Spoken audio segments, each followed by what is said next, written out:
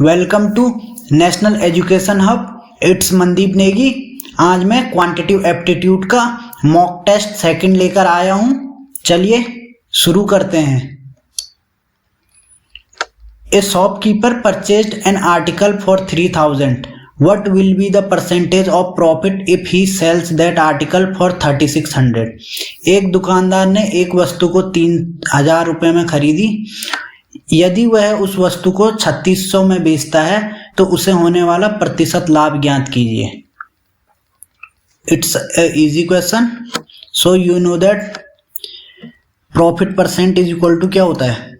Profit percent is equal to होता है selling price minus cost price upon cost price into 100। ये तो है फॉर्मूला और आप इसे डायरेक्टली देख सकते हैं। उसे प्रॉफिट कितना हो रहा है? प्रॉफिट 600 रुपीज़ का हो रहा है और कॉस्ट प्राइस कितनी है? 3000।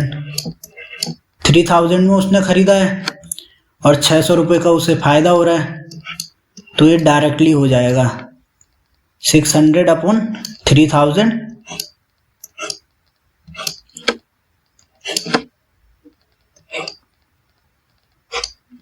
2 टाइम्स कट जाएगा 3 से और 10 से इंटू होके 20%। और ये सारी कैलकुलेशन माइंड में करनी है और विदाउट पेन एंड आपको ये क्वेश्चन सॉल्व करना है। ठीक है, इट्स अ इजी क्वेश्चन।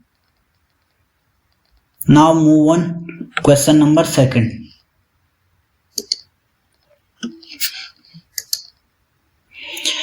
अब ये क्वेश्चन नंबर 2 में क्या कह रहा है? 500 persons are taking a dip in a cubical pond.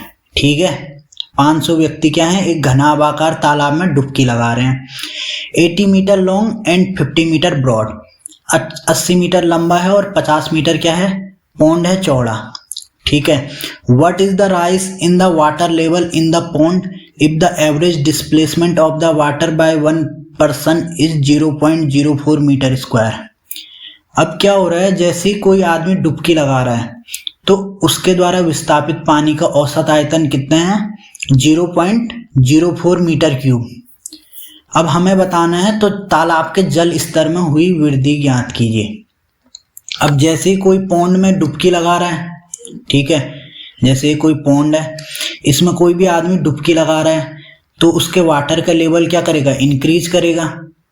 ठीक है, जैसे बाल्टी में आप कोई दूसरा बाल्टी में पानी भरा है, आप उसमें कोई दूसरा सामान कपड़े डालते हो तो पानी बाहर गिरने बैठ जाता है अगर बाल्टी फुल भरी हो। तो वैसे ही जब आदमी तालाब में डुबकी लगाएगा या स्विमिंग पूल में डुबकी लगाएगा तो वाटर का लेवल राइज करेगा। ठीक है, अब इसमें देखना होगा वाटर का लेवल कितना राइज करेगा। जितना ये लोग 500 जो ये पर्सन्स हैं जितना पानी डिस्प्लेस करेंगे, ठीक है, ये कितना पानी डिस्प्लेस करेंगे उसी हिसाब से उसका वाटर लेवल इंक्रीज होगा। ठीक है, अभी पहले हम निकाल लेते हैं ये 500 लोग कितना वाटर डिस्प्लेस करेंगे। ठीक है, ये 500 लोग सीधे 0.04 से इंटू होगी और डायरेक्टली ये कितना आ जाएगा? 20 आ जाएगा। ये 20 मीटर क्यूब क्या करते हैं? पानी को ये क्या करते हैं? डिस्प्लेस कर देते हैं।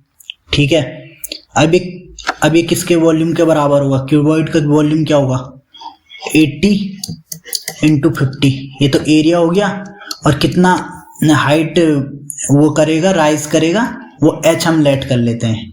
ठीक है, वो इज इक्वल टू क्या हो जाएगा? 20 मीटर क्यूब हो जाएगा, क्योंकि जितना हाइट राइज उतना ही करेगा जितना इसमें लोग डुबकी लगाएंगे, जितना इनका वॉल्यूम होगा इन लोगों का उतनी ही हाइट ये राइज करेगा। ठीक है, तो h इज इक्वल टू क्या हो जाएगा? ये 20 से ये कट जाएगा 4 टाइम्स। ठीक है, और 5 4 जा 20, तो ये 1/200 आ जाएगा। ठीक है, और ये है मीटर में। अब इसको हम सेंटीमीटर में चेंज कर लेंगे तो सेंटीमीटर में ये कितना आ जाएगा? 0.5 सेंटीमीटर। ठीक है, ये एक मॉडरेट टू हाई लेवल का क्वेश्चन है। So remember this one.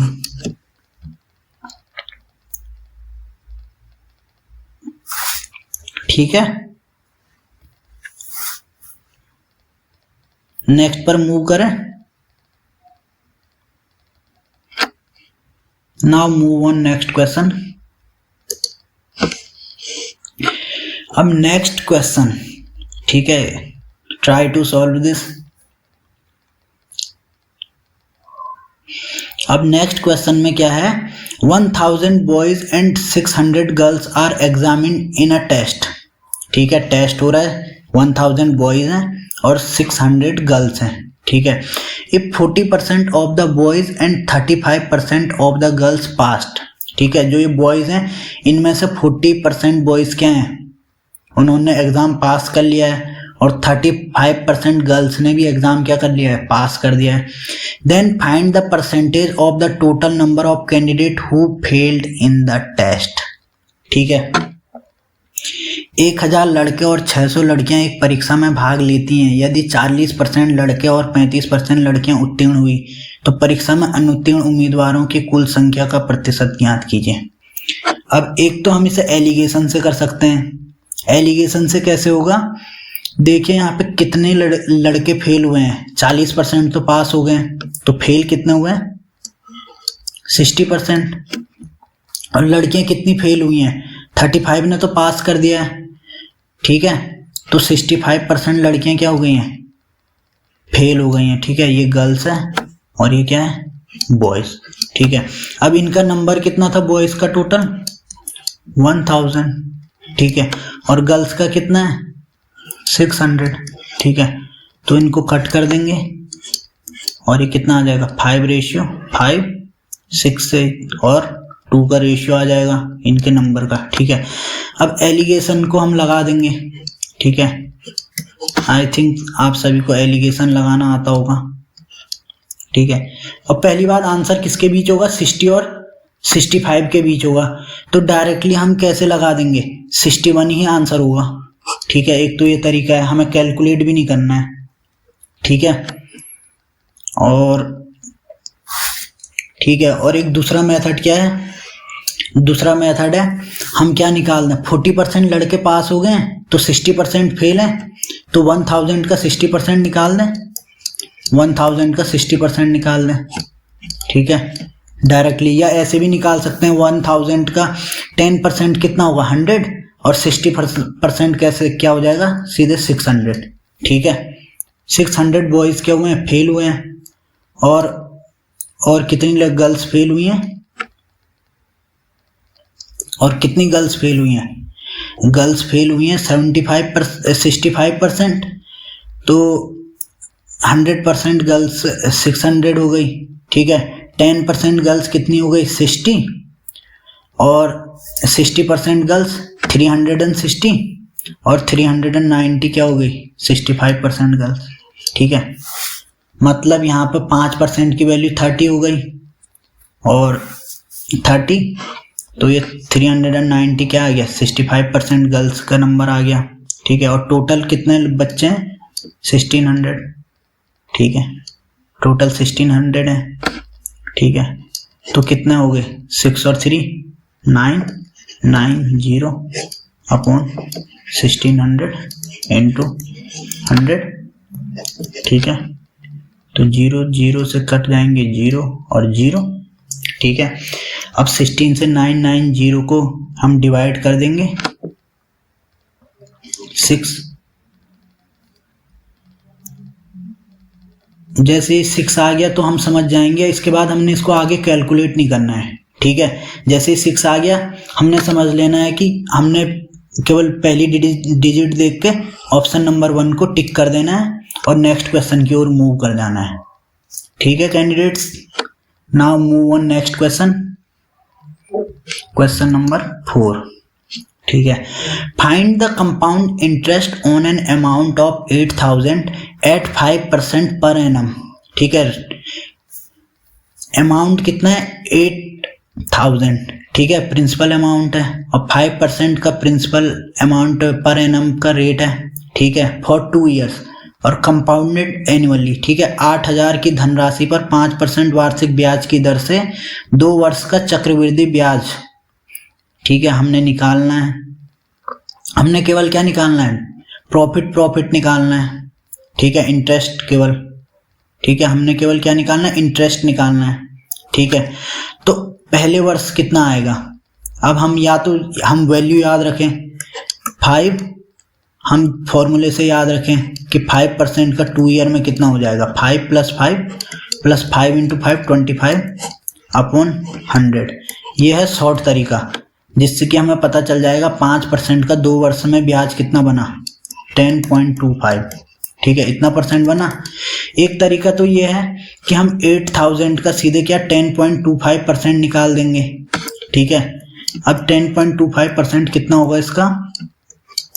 10.25% कितना होगा 8,000 का, ठीक है।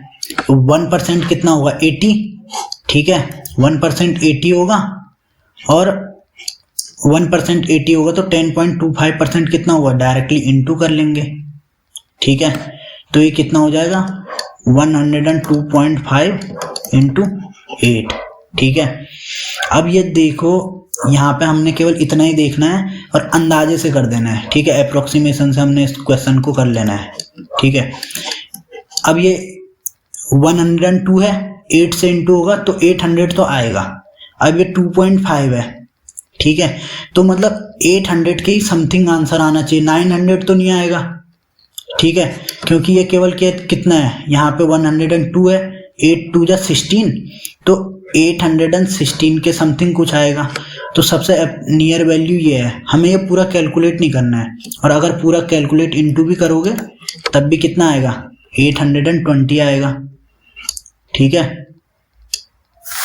ये एक इजी क्वेश्चन है, और ये तो हो गया डायरेक्ट तरीका। हमको याद रखना है जब भी 5% आ जाए और 2 ईयर लिखा हो तो हमने कितना निकालना है, ये वैल्यू हमने याद रखनी है, ठीक है। जो एसएससी और सीजीएल, सीएचएसएल या रेलवे, एनटीपीसी और बैंकिंग के प्रो बच्चे हैं वो ये वैल्यू को डायरेक्टली याद रखते हैं कि जब 5 और 5% हो तो 10.25 होता है 2 ईयर का, जब 10 और 10 हो तो 21% होता है, और जब 20 और 20 हो रेट हो, जब 20% रेट हो तो कितना हो जाएगा? 44% हो जाता है डायरेक्टली 2 ईयर का, ठीक है। और एक सेकंड मेथड क्या है? सेकंड मेथड भी डिस्कस कर लेते हैं, ठीक है, ठीक है, सेकंड मेथड डिस्कस कर लेते हैं।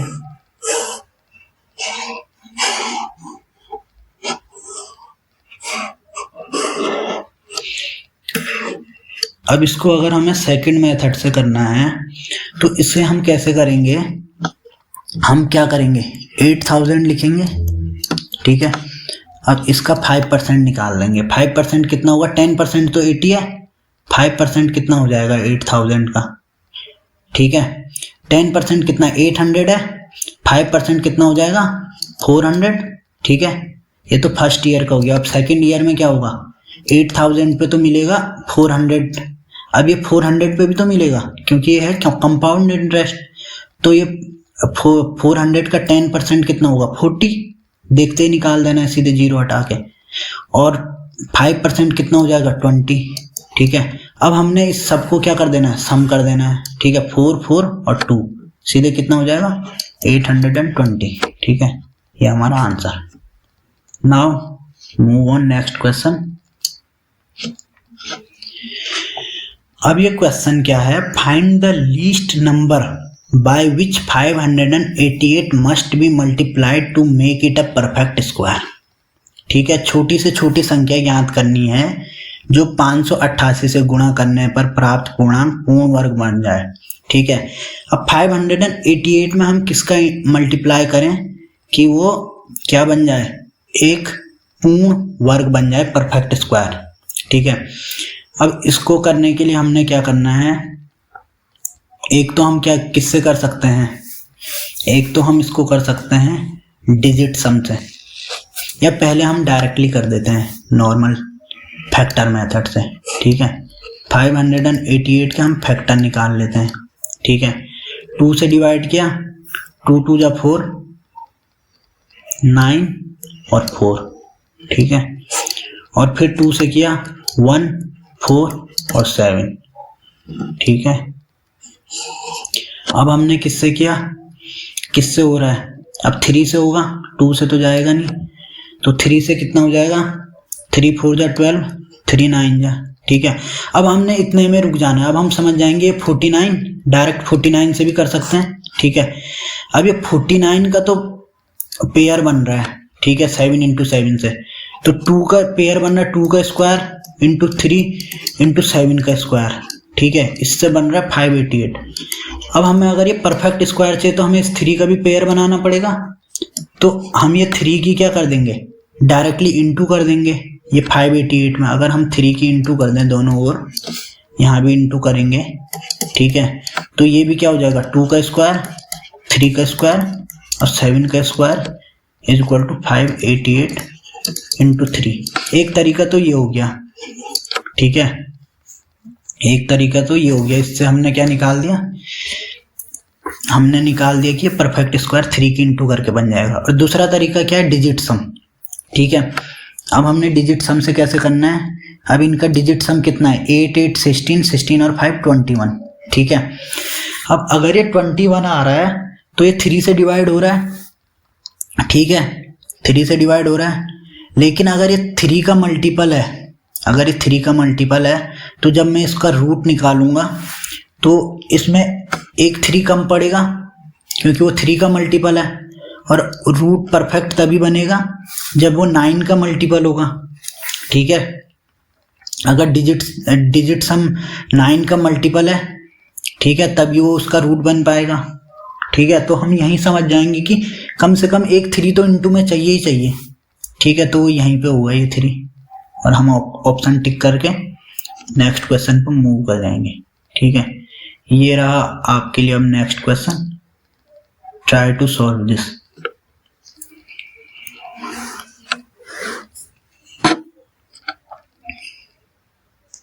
ये एक हाई लेवल का क्वेश्चन है जो कुछ ही बच्चे कर पाएंगे,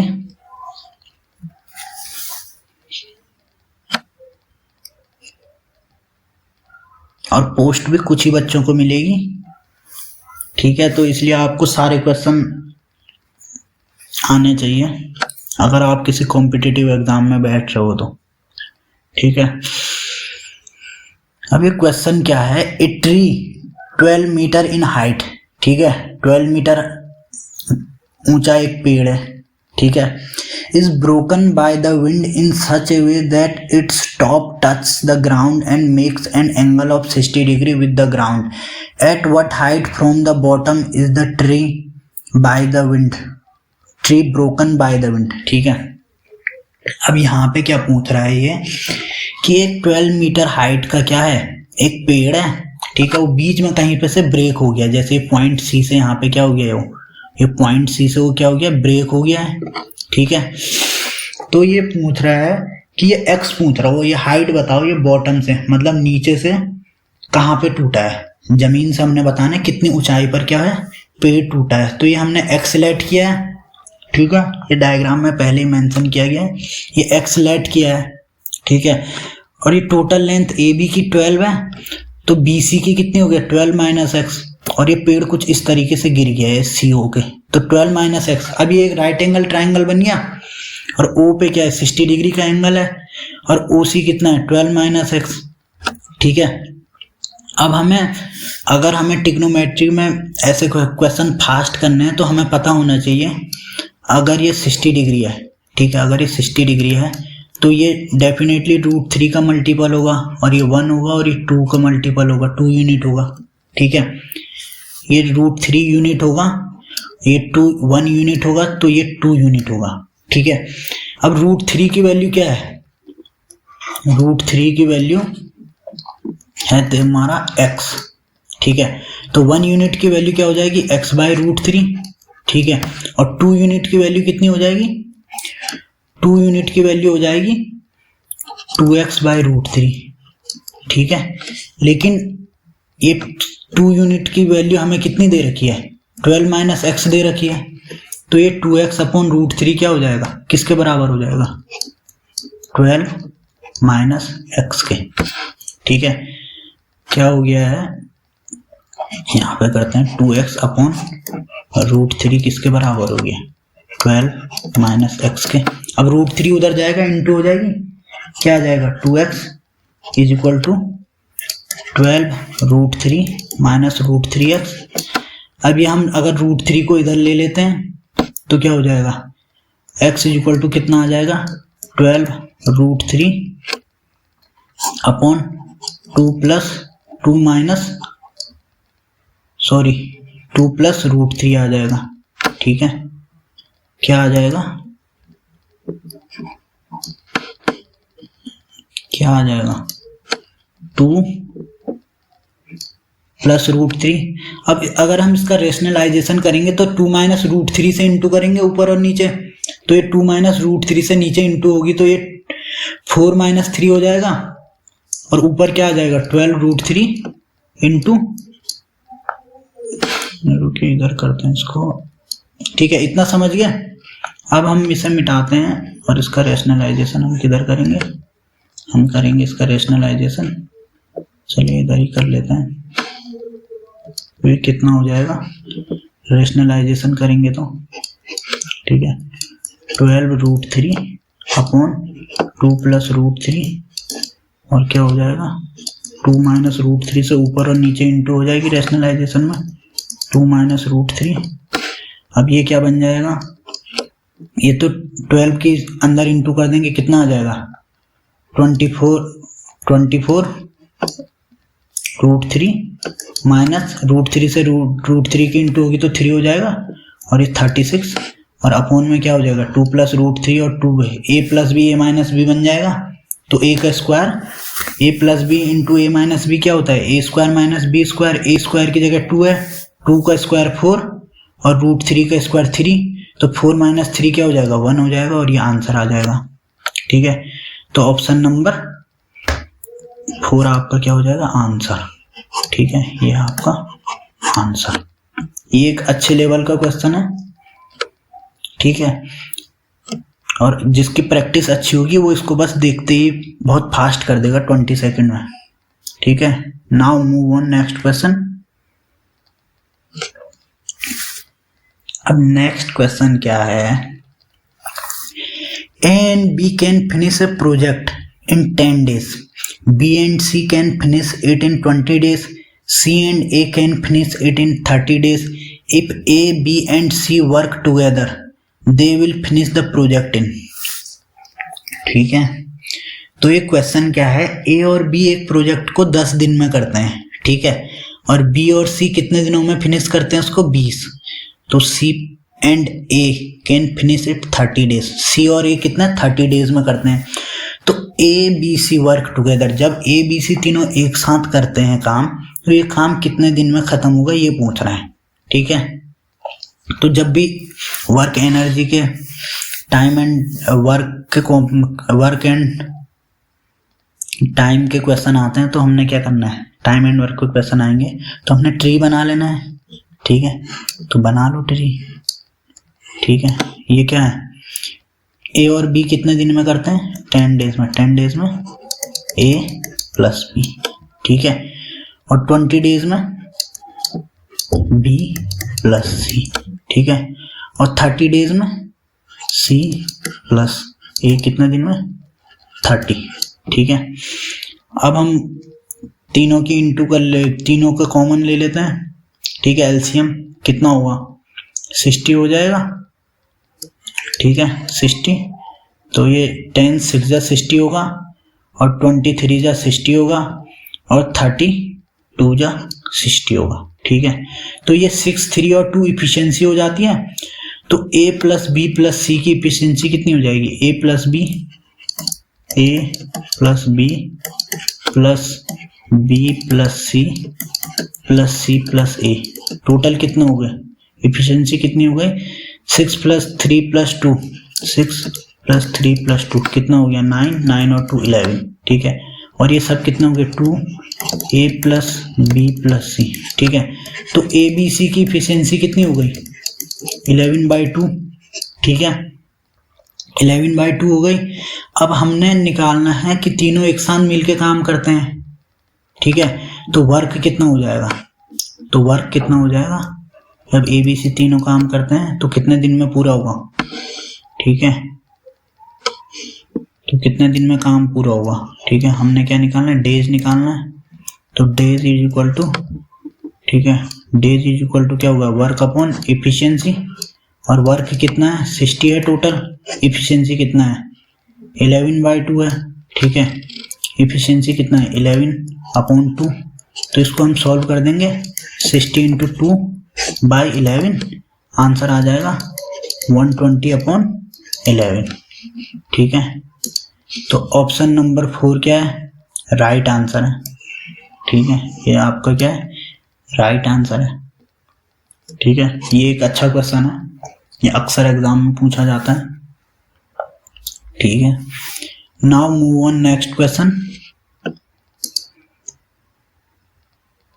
अब जो ये नेक्स्ट क्वेश्चन है, in the given figure D parallel to क्या है, बी सी है, और if A D is equal to कितना है, एक्स है, D B is equal to x-2 है, और ए इज इक्वल टू क्या है, x+2 है, और E C is equal to x-1 है, then find the value of x, ठीक है। x की वैल्यू निकालनी है हमने। अब ए ई कितना दिया है, ए ई x+2 दिया है, तो लिख दो x+2, ठीक है। और ई सी कितना दिया है, x-1, ठीक है। और db कितना है, x-2, ठीक है, x-2। और ad कितना है, ad है तुम्हारा x, ठीक है। अब हम इसमें क्या कर देंगे, पैरेलल वो लगा देंगे, कौन सी, समरूपता की थ्योरम, सिमेट्री, ठीक है। सिमेट्री में क्या हो जाएगा, AE upon AC is equal to AD upon AB, ठीक है। इससे आ जाएगा। अब AE कितना है, A से E तक है x+2, ठीक है। और A से C तक कितना है, A से C तक है, इसका सम कर देंगे x+2 और x-1 का, ठीक है। कितना आ जाएगा, 2x+1, ठीक है। अब AD देखो, AD कितना है, x, और AB कितना है, AB ये सम हो जाएगा x और x+2 का, तो आ जाएगा 2x-2, ठीक है। अब क्रॉस मल्टीप्लाई कर देंगे, ठीक है, x+2 और 2x-2 की इंटू, और इधर क्या किसकी, x, 2x+1 की इंटू कर देंगे, तो इधर कितना आ जाएगा, 2x² प्लस x, और इधर कितना आ जाएगा, इधर भी 2x², ठीक है, माइनस 2x और प्लस का 4x माइनस का 4, ठीक है। तो 2x² से क्या कट जाएगा, 2x² कट जाएगा, और माइनस का 2x और प्लस का 4x, प्लस का 2x बन जाएगा, ठीक है। और ये उधर जाके कितना आ जाएगा, 4 प्लस x आ जाएगा, ठीक है। x इधर आ जाएगा तो x इज इक्वल टू कितना आ जाएगा, 4 आ जाएगा, ठीक है। x इज इक्वल टू 4 आ जाएगा, ठीक है। x इज इक्वल टू कितना आ गया, 4। तो मतलब ऑप्शन नंबर 1 क्या है, आपका राइट आंसर है, ठीक है। Now move on next question.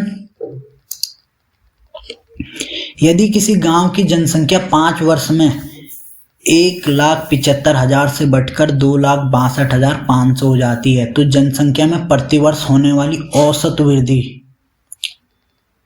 ठीक है, औसत वृद्धि ज्ञात करनी है। If the population of a village increased from 1,75,000 to 2,62,500 in 5 year, ठीक है, then find the average percentage increase in the population per year, ठीक है। आपको 5 ईयर में एवरेज पॉपुलेशन इंक्रीज निकालना है, ठीक है, परसेंटेज में, ठीक है। तो हम क्या कर देंगे, सीधे हमने डायरेक्टली क्या कर देना है, जो 5 साल बाद हो रही है, 2,62,500 में से 1,75,000 को घटा देंगे। तो अब हमने इसको माइंड में करना है, ठीक है। 62,500 तो वो आ गया 2 लाख से ऊपर, और 75,000 से हमने 2 लाख पे पहुंचने में 25,000 वो हो जाएगा, तो 62 प्लस 25 कितना हो जाएगा, ठीक है। 62 में 5 ऐड करोगे 67, 67, 77, 87, तो 87 और 500, ठीक है। 87,500 तो क्या हो गया, ये इन दो का डिफरेंस हो गया, ठीक है। इतनी पॉपुलेशन इंक्रीज हो गई। अब ये कितने ईयर में हुई है, 5 ईयर में हुई है, ठीक है। तो हमने क्या करना है, पहले हम पूरे 5 ईयर का परसेंटेज निकाल देते हैं फर्स्ट ईयर के कंपैरिजन में, ठीक है। 1,75,000 सर, ठीक है। पहले हम परसेंटेज इंक्रीज निकाल देते हैं, 0 से 0 कट गए, इस 0 से ये 0 कट गया, ठीक है। अब हम देखते हैं कट करके, इससे इसको कट करेंगे, ठीक है। कितना आ जाएगा,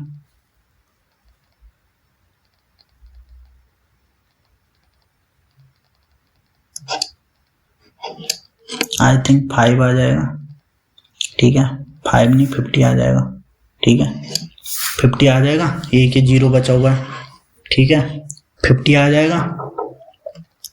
अब जैसे ही ये 50 आ गया, ठीक है, तो अब हमने इसको क्या करना है, इसको हमने डिवाइड करना है किससे, 5 से, क्योंकि ये 5 ईयर में तो ये 50% इंक्रीज हो गई है, ठीक है।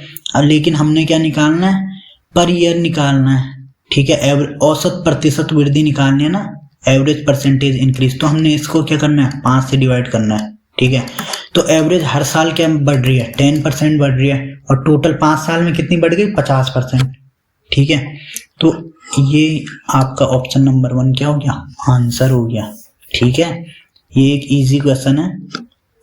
Now move on next question. अब इस क्वेश्चन में वो क्या कह रहा है, determine the values of A and B for which the following system of equations has infinite solutions. A और बी के वे मान ज्ञात कीजिए जिसके लिए दिए गए समीकरण निकाय के अनंत हल हैं। अब कितने सॉल्यूशन है इसके, इनफाइनाइट है, ठीक है। जब यूनिक सॉल्यूशन होता है तो दोनों लाइन कट करती हैं, ठीक है, और जब लाइन पैरेलल होती है तो कोई सॉल्यूशन नहीं होता है, ठीक है। और जब लाइन एक के ऊपर दूसरी ओवरलैप करती हैं तो क्या होते हैं, इनफाइनाइट सॉल्यूशन होते हैं। अब इसकी कंडीशन क्या होती है इनफाइनाइट सॉल्यूशन की, इसमें क्या होता है, A1 upon A2 is equal to क्या होता है, B1 upon B2 is equal to क्या होता है, C1 अपॉन C2, ठीक है। तो अब हम यहाँ पे रख देंगे A1 कितना है 2, ठीक है, x का मल्टीपल, और B1 कितना है 4, ठीक है। दूसरी इक्वेशन में x का multiple is equal to B1 कितना है A-4, ठीक है, और B2 कितना है माइनस का, दोनों माइनस में, तो B2 A-1 ले लो, माइनस से माइनस कट हो जाएगा, ठीक है, दोनों माइनस के, ठीक है। अब हम इसको सॉल्व कर लेते हैं, ठीक है। इसको सॉल्व करके कितना आएगा, A-1 उधर जाएगा, ठीक है। पहले तो 2 से 4 कट जाएगा 2 टाइम्स, ठीक है। अब A-1 उधर जाएगा और इज इक्वल टू में क्या हो जाएगा 2A-8। अब ये A उधर जाएगा तो इधर क्या बचेगा A, ये 8 उधर जाएगा तो प्लस का 8 और माइनस का 1, तो A 7 हो जाएगा, ठीक है। A की वैल्यू तो कितनी आ गई, 7 आ गई। अब 7 किस में है, ऑप्शन नंबर 1 और 2 दोनों में A की वैल्यू 7 है, तो अब B की वैल्यू निकालते हैं। तो अब हम A1 A2 की वैल्यू किसके इक्वल रखेंगे, C1 C2 के, ठीक है। तो A1 अपॉन A2 तो 1 अपॉन 2 है, ठीक है। तो C1 कितना है 2B प्लस 1 और C2 कितना है 5B माइनस 1, ठीक है। 5B माइनस 1 उधर चले जाएगा, 5B माइनस 1, और 2 की इंटू उधर हो जाएगी 4B प्लस 2। अभी 4B उधर जाएगा तो माइनस हो जाएगा 5B से, तो ये B बचेगा, और 1 उधर जाएगा तो 2 प्लस 1 3 बन जाएगा। तो B की वैल्यू कितनी है 3, मतलब ऑप्शन नंबर 2 क्या है, राइट आंसर, ठीक है। इसके लिए आपको प्रॉपर्टीज याद हो दीजिए थोड़ी बहुत लाइंस की। Now move on next question. या car A is twice as fast as car B and car B is thrice as fast as car C. The distance covered by car C in 60 minutes will be covered by car B. ठीक है, अब speed का ratio क्या है, पहले हम speed का ratio निकाल देते हैं। ठीक है, अब लेट अस एज्यूम कार सी की स्पीड क्या है, एस है, तो कार बी की स्पीड कितनी है कार सी से। ठीक है, car B is thrice as fast as, ठीक है 3 टाइम्स है, और कार ए की कितनी है, twice as fast as car B. ठीक है, तो ये 6s हो जाएगा। ठीक है, ये s है। ठीक है, ये s है।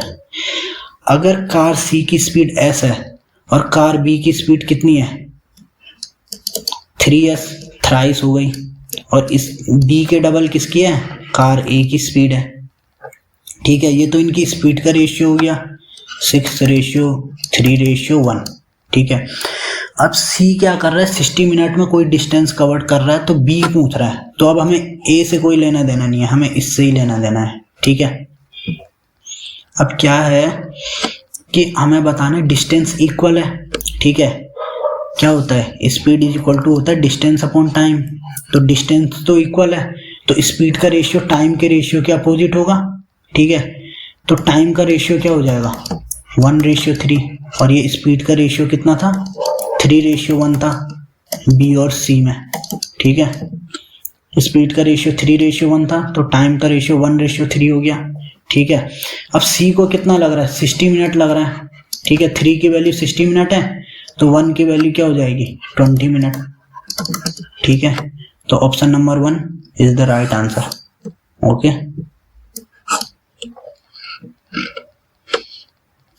आज के लिए बस इतना ही। कल फिर से एक नया मॉक टेस्ट लेकर आऊंगा मैं आपके लिए। Thank you, like and subscribe my channel national Education hub. Have a nice day.